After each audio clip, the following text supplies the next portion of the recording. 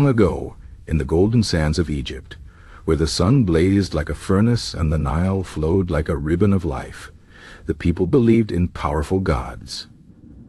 Among these gods were the serpent deities, the Cobra gods, who held great power over life and death. These were not ordinary snakes, but divine beings, worshipped and feared by kings and commoners alike. Their stories are woven deep into the history of Pharaonic Egypt, and today we shall unravel their mysteries.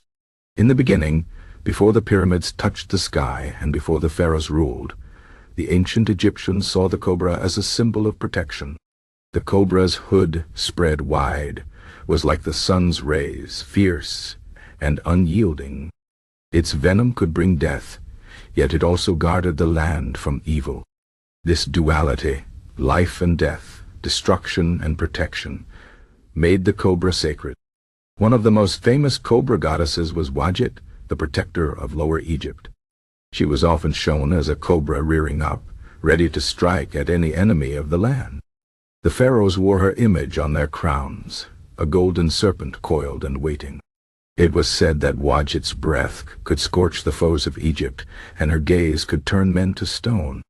She was the Eye of Ra, the fury of the sun god himself, sent to punish the wicked. But Wadjet was not alone. There was also Renenutet, the goddess of harvest and nourishment.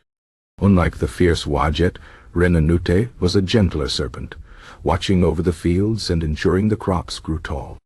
Farmers prayed to her for good harvests, and mothers asked for her blessing to keep their children strong. She was the giver of life, the one who filled the granaries so no one would starve. Yet not all serpent gods were kind. Apep, the great chaos serpent, was the enemy of the sun god Ra.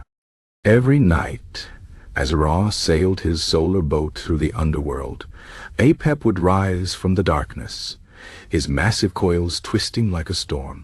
His goal was to swallow the sun and plunge the world into eternal night.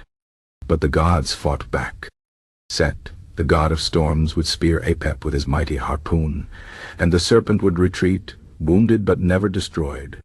This battle repeated every night, a never-ending war between order and chaos. The cobra was also linked to the pharaohs in another way. The uraeus, the golden cobra on the king's crown, was not just decoration.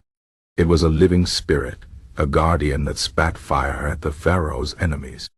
Legends say that if a ruler was unworthy, the uraeus would turn against them, striking them down with its venom.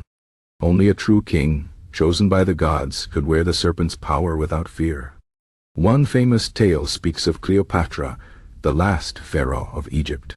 When she knew her kingdom would fall to Rome, she chose death over surrender. It is said she let a sacred asp, a kind of cobra, bite her, believing its venom would carry her to the afterlife as a divine queen. Even in death, the cobra gods watched over Egypt's rulers.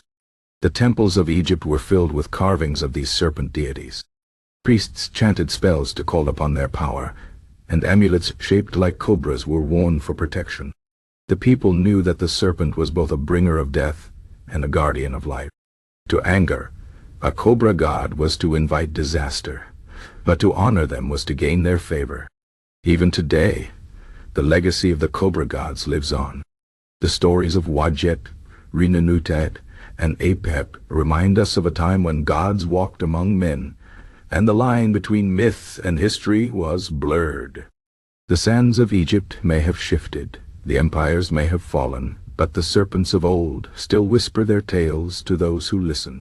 And so the cobra gods of Pharaonic Egypt remain, coiled in the shadows of time, waiting for the next storyteller to awaken their legend.